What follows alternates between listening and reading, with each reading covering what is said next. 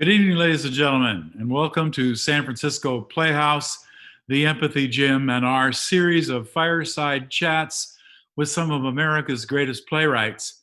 Uh, we're very lucky tonight to have a local playwright who has uh, built himself a great reputation locally, also the artistic director of Just Theater, and the writer of Eureka Day, which was commissioned by the Aurora Theater, and I think developed by them. And then the world premiere was performed at the Aurora Theater, and the play won the Will Glickman Award for Best Bay Area Play this year, and then went on to get a very, very well received New York production, which I think received kind of a love poem from the New York Times. So it created quite a stir and has kind of thrust Mr. Spector into the national limelight as playwriters go.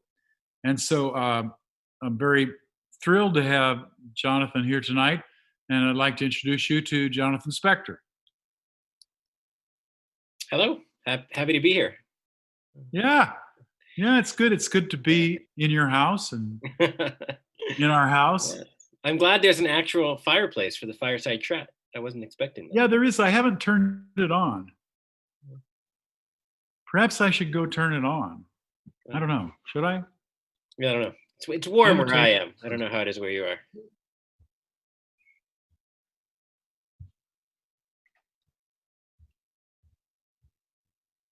I mean, perfect.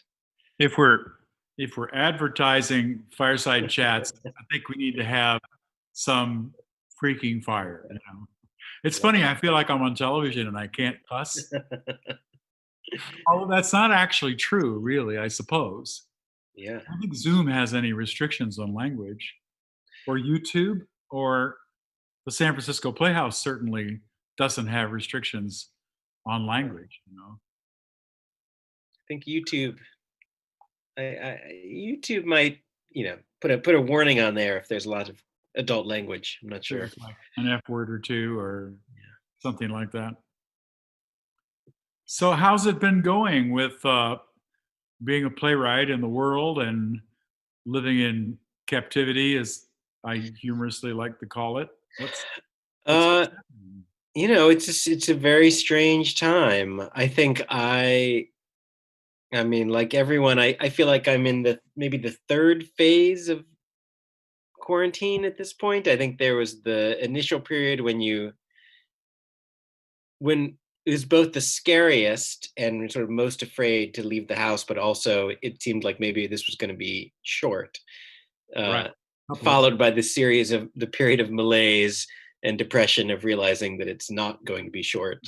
Call that phase two. And now it's sort of, it's sort of becoming weirdly normal in a way. That's phase three, that we've just sort of adjusted to this reality and accepted it for the time being. I think so. And I think as long as I'm sort of keeping my head down and thinking, I was saying earlier, I had a little workshop today of a play. So I had a deadline that I was working towards for the past couple of weeks. So when I was able to focus on work, it's okay. And it's just when you kind of poke your head up and realize how scary things are that you get a little paralyzed. Stay away from CNN. But yeah, it's very strange. It's very strange to be writing plays when the future of theater is so uncertain. I mean, both in terms of when we're gonna be able to come back. When are people going to feel okay about going back to the theater? And what I think for everybody who's working on new things right now, what is the reality of that going to feel like? And is the play I'm working on still going to make sense in that world, which I can't yet predict? Quite fathom, right? Yeah. Yeah. I mean, luckily, this play that I was working on today, and I've been working on it takes place it's a little bit of a play out of time, and it jumps around in time a lot in the past. So it doesn't feel, I think the things that I'm working on that are more rooted in the very present moment, then you're left with the dilemma of, do I now have to kind of set this a little bit in the past so that it's pre-coronavirus? Because if not, or do I just pretend like coronavirus doesn't exist? Right. You're living in a fairly modern world that we all recognize as being slightly in the past or slightly in the future, but not bedeviled by the coronavirus. Right. And what that future looks like is hard to know what that's going to feel like, I think. I don't know if anybody's really writing a coronavirus play. It seems like kind of a tiresome prospect to me. I mean, I you think play so. about the situation we're in, you know? Yeah. Well, it's interesting. We just on Friday, there's this organization called Play Per View that's doing these live streamed readings of plays that were recently in New York Uh-huh. with the original cast. So they did a reading of Eureka Dea, Oh, cool. and I was uh, sort of pleasantly surprised with the response that people with that play in particular, because it's about vaccines and it's about Viruses. viruses, and I have been very uncertain about whether it's going to be newly relevant or whether no one will ever want to think about viruses again once this is over. But it did seem to people seem to find that it It was might speaking seem to a little bit, this moment without having to be about the yeah, coronavirus. it might seem a little tame in terms of its handling of viruses, you know, compared to what Right. we're currently engulfed in, you know. It'd be like, I mean, we were talking on this.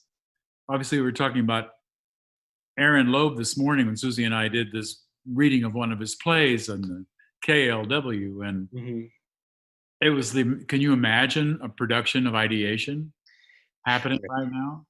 I think it would just people would run screaming from the theater rather Right. than watch that play. Right. Well, it's. I Too mean, right. yeah. I mean, it's the sort of the same dilemma. It has to then become a period piece because these conversations are so present. If things take Yeah, I place think now. the current Yeah. pandemic has made ideation a period piece. Probably, maybe. It's really interesting. I find myself wondering what what people are going to want to see when we come up out of this. What is what are people going to be drawn to? Whether it's classics or new work, or what do you think? Have any thoughts on that? Obviously. Yeah. I mean, I I mean, I don't know about I don't know about classics so much, but I think with new work, I think uh probably there will be a period. It's going to take some time for it to kind of process its way through the art, for writers to process this experience, and it turned into plays. I mean, I just think of right after 9/11. I was living in New York, and there was sort of a slew of 9/11 plays that came out Yeah. fairly quickly, and none of them were really very good. But then I feel like the work that came a little bit later, which wasn't directly about 9/11 as much, but was Right. just was influenced by those events in a really strong way, it was much more complicated and interesting. And I imagine the same will happen. Um, I'm sure people will want, to some degree, they just want to be together and watch something Maybe fun. watch something that makes them laugh. Yeah. You know, watch something that takes them away to a kind of a world which is fun and entertaining. You know, I don't know either. I'm thinking a lot about it. Yeah. You know, Yeah. I guess. And where are things at with your season right now? Is everything just sort of on hold? well, we canceled. We didn't cancel. We postponed the rest of our season, of our 1920 season, Mhm. and now we're just kind of waiting to see what governments and what the union, right, the Actors Equity, is Right. being very uh, defensive about actors working and rehearsing, and wanting everything to be safe. And you know they hired the former head of OSHA under the Obama administration to be their safety consultant. So their obvious equity is taking it very seriously. But Right. yeah, I don't know. I think people are going to want to deal with big issues. Like big family issues between generations and almost on a Greek scale, almost, where I don't know why. That's just my instinct that plays that really get down into the meat of our relationships with each other as families or friends, or our relationship to the church or the state, that have big consequences for people. I don't know why. It just feels like people are going to crave meat. Yeah, maybe. I mean, well, That's me, probably. yeah, I mean, I guess also people always are looking for different things when they go to the theater. Yeah, I mean, certainly with Greek plays, there's so much of that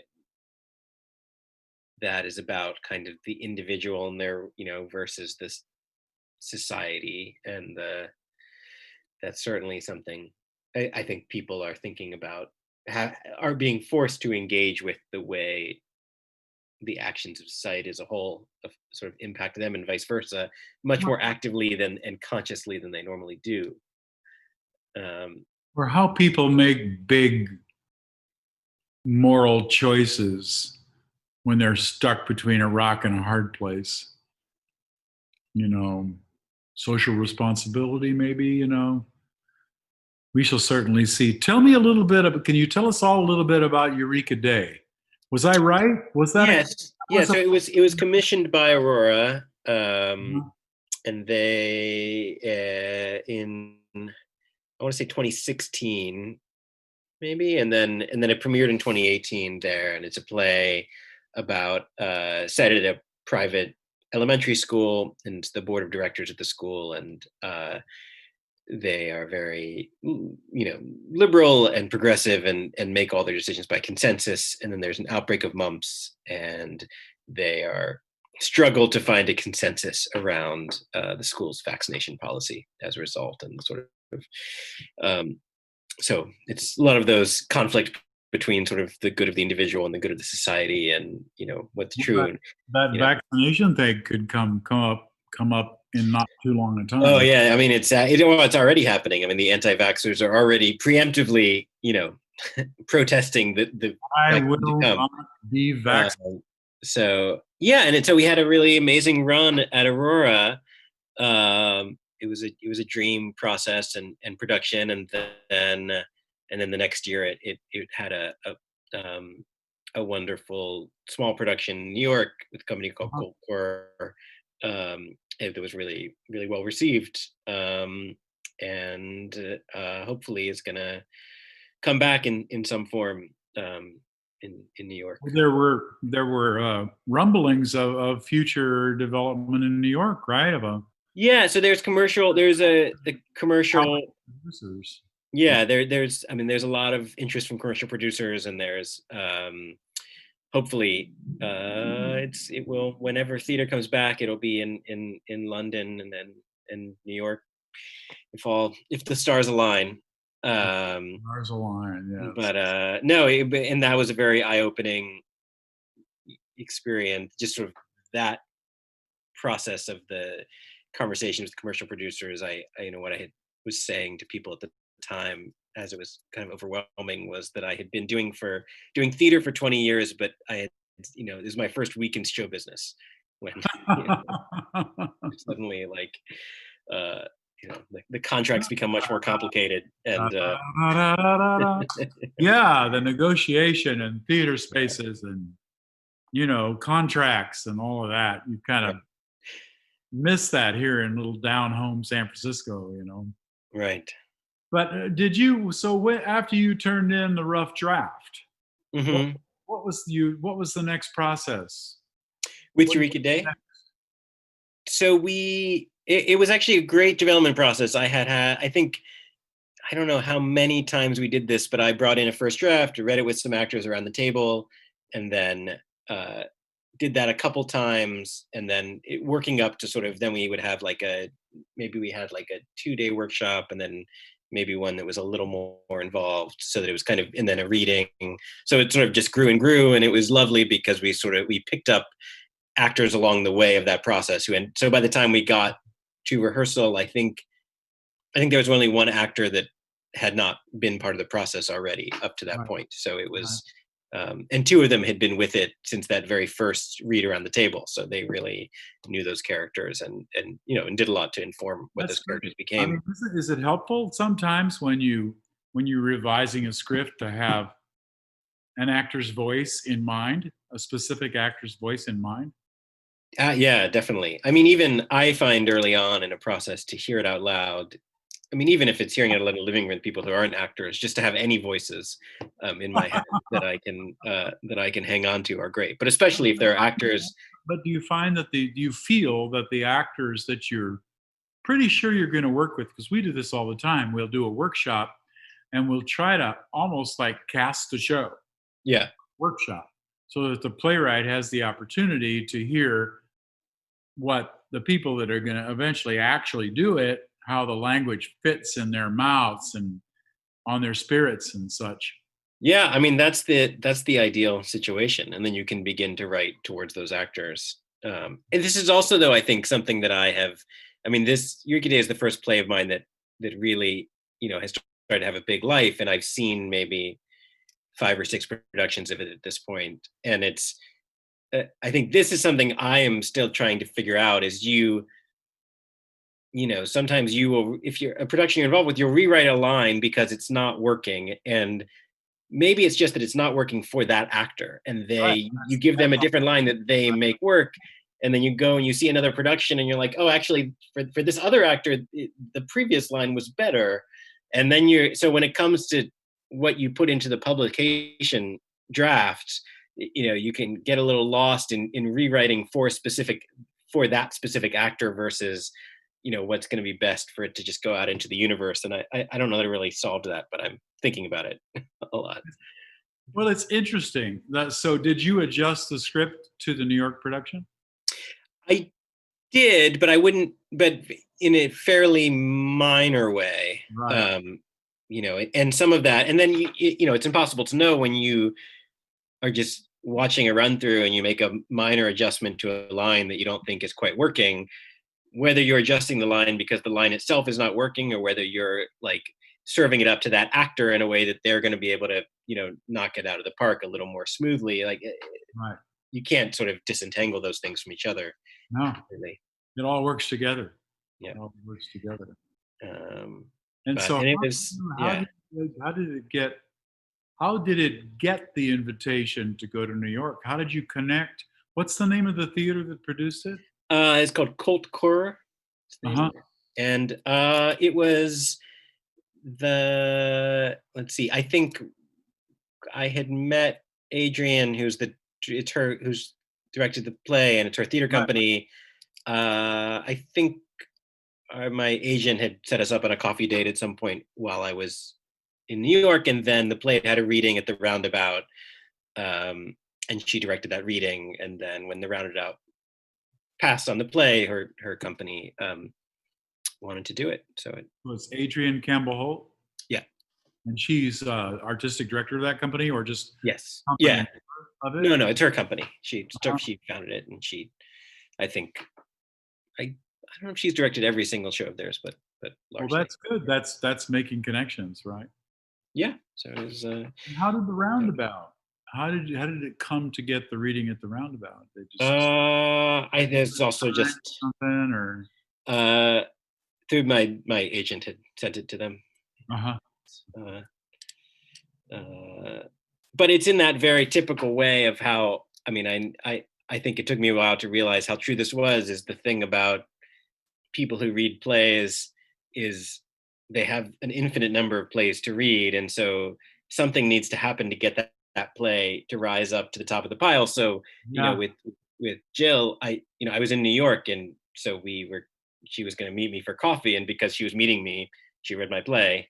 And had I not been in New York, it may have taken her 6 months to read that play. And Not been there at that particular time. right. I mean, Who knows? that's how that goes. They, the people, the literary managers in new play directors, they have far more to read than they can ever, they have time for. Right. Right. There's a lot out there. So, talking about reading actors and hearing the play in their voice, Mhm. tell us a little bit about the project which you proposed to us. And I'm sure we're going to commission you to write it. I just probably a little shy right now about getting into financial Uh, entanglements, as it were, when we're just basically right. kind of trying to keep the doors open at the moment. But tell me review that conversation you and I had about your idea for a play at the Trieste that morning.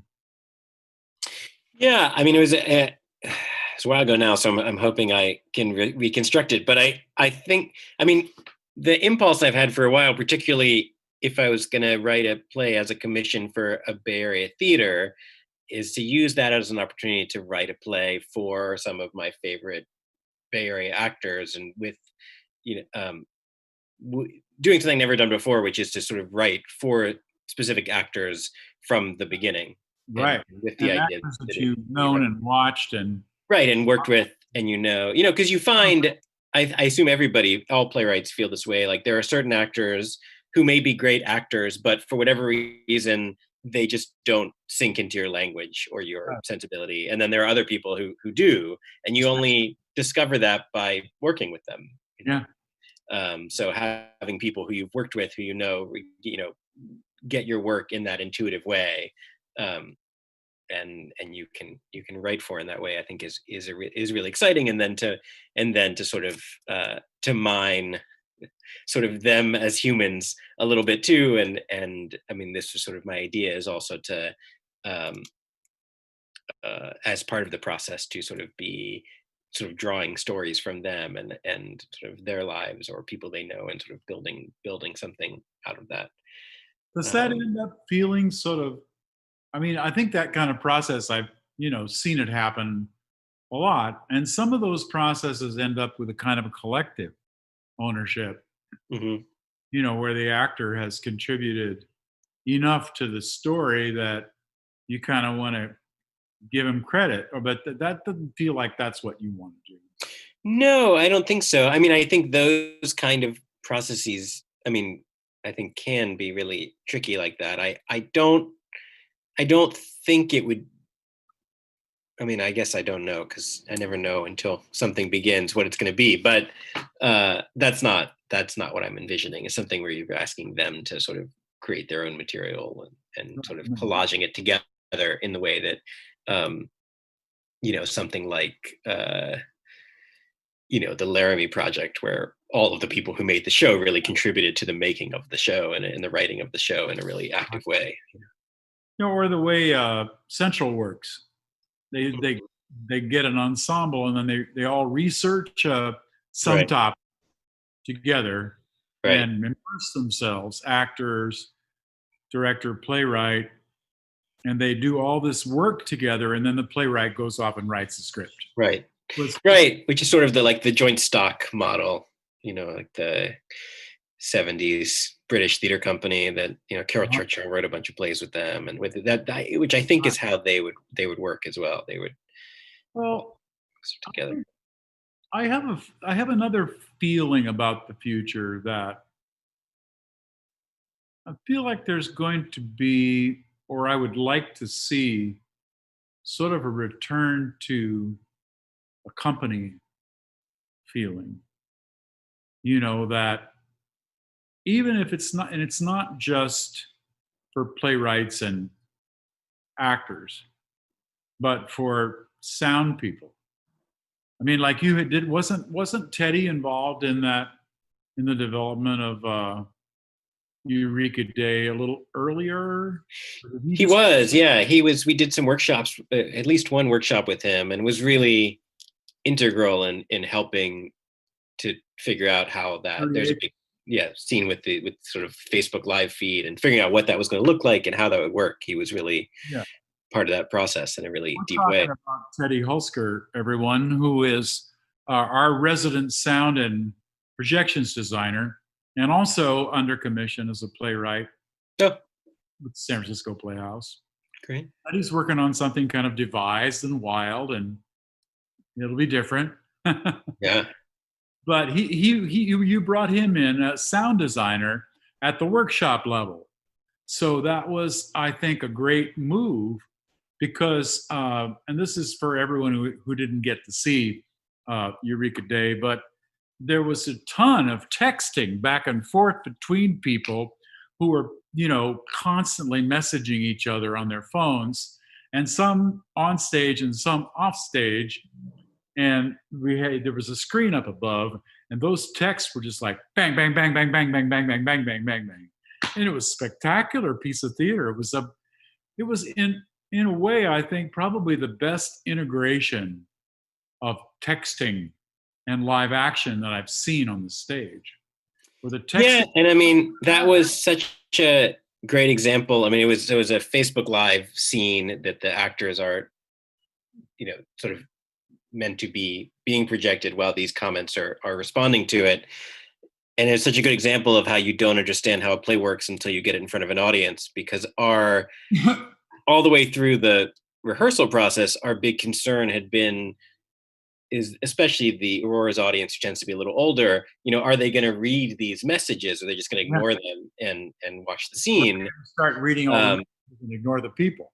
right, and that's what happened. I mean, the first time we had an audience, like they completely, nobody looked at the actors for the whole scene, and they were laughing so much you couldn't hear a word on stage, and we were all sort of freaking out because we had no idea that was going to come, and or what to expect.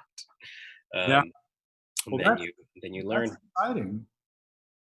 So, but the idea you have to write a play for some actors. So Yeah. you give me a couple of actors that you thought you'd like to work with, or was it?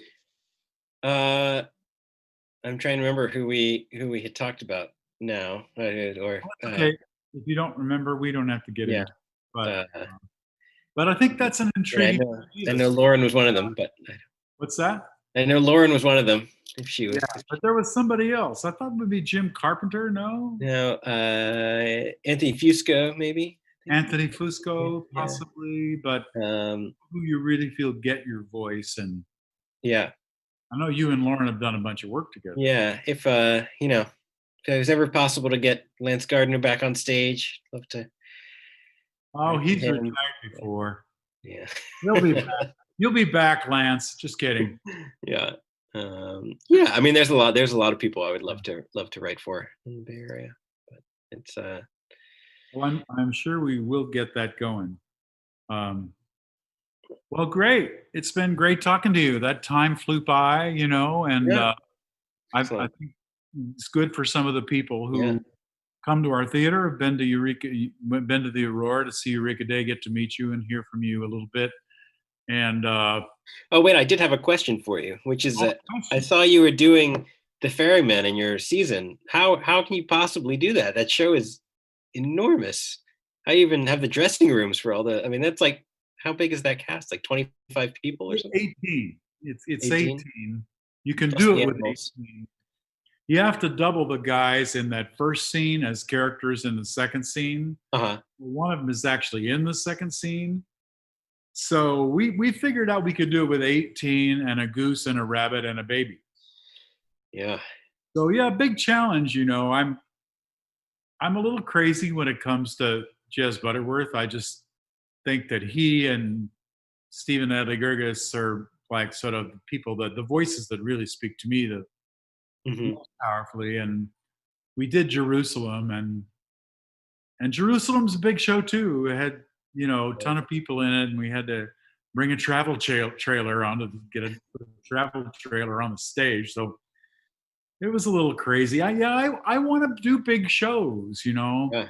I don't want to just do little shows, and it may be a little while now before we're actually able to produce it, Mm-hmm. given some of the events of the past few months. Right. And in terms of crowded dressing rooms and such, but we will do it. And we had our season announcement party, a virtual season announcement party, and it just received a tremendous amount of financial support, from Great. people really put their hands up for us to produce it. So, I think to some degree, if the public wants to see it, they're going to see it one way or another. And so Yeah. it was really, really thrilling to have, taken a stab into a crazy land with the ferryman, and then have it be so powerfully embraced by our patrons. That was very gratifying, and we'll get to it. We'll have to see how things develop vaccine wise, et cetera. Right. But yeah, well, it's great to see your Yeah. face. Great to chat with you. Yeah, thank you so much for being with us.